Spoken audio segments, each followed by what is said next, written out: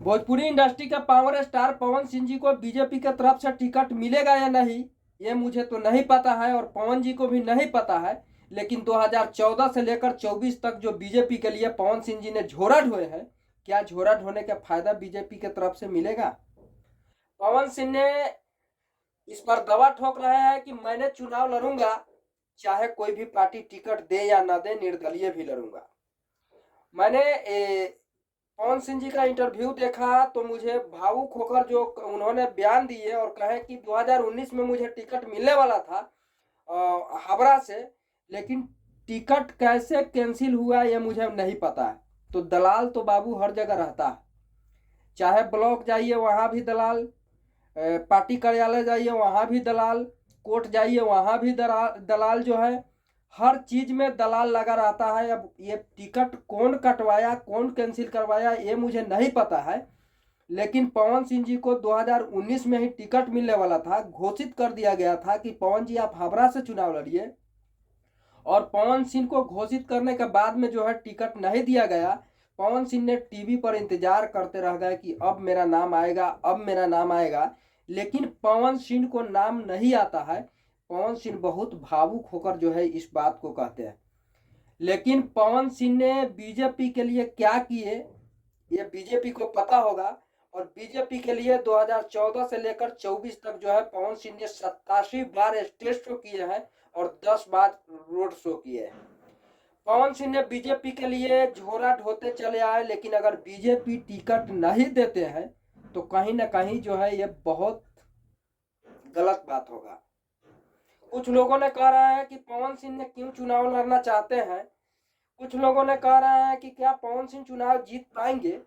अरे भाई, दिनेश लाल यादव निरहुआ आजमगढ़ से चुनाव लड़ा, जीता। रवि किशन चुनाव लड़ा, बीजेपी से जीता। मनोज तिवारी ने भोजपुरी इंडस्ट्री में काम किया, वो भी जीता। तो क्या भोजपुरी इंडस्ट्री का सुपरस्टार को राजनीतिक लाइन में नहीं आना चाहिए क्या?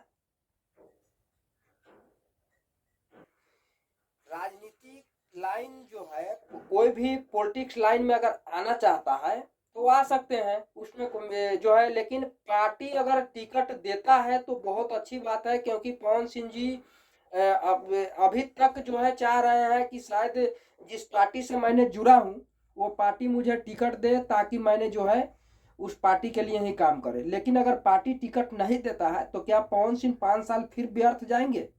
2019 से में टिकट नहीं मिला, 2014 में वो बीजेपी से जुड़े, बीजेपी के लिए काम किए, 19 में बोला गया कि 19 में टिकट मिलेगा, पार्टी कार्यालय बुलाने के बाद भी जो है टिकट नहीं दिया। टिकट देने नाम जो है बुलाकर कहा कि पवन जी आप हावड़ा से चुनाव लड़िए। पवन सिंह जी ने मंजूर किया कि चलिए ठीक है। उसके बाद में पवन सिंह आते हैं, टीवी पर देखते हैं नाम अब आएगा अब आएगा, नाम नहीं आया। पवन सिंह को बहुत दुख हुआ, और दुख होने के बाद बेचारा 5 साल के लिए और जो है इंतजार किया। 2024 का घड़ी आ गया है, अभी तक बीजेपी से कोई कॉन्फर्म नहीं हुआ है, बीजेपी से कोई जो है बातचीत नहीं हुआ है कि क्या पवन सिंह को 19 में टिकट भी मिलेगा कि नहीं मिलेगा, 24 में भी टिकट मिलेगा कि नहीं मिलेगा, जैसे 19 में नहीं मिला था।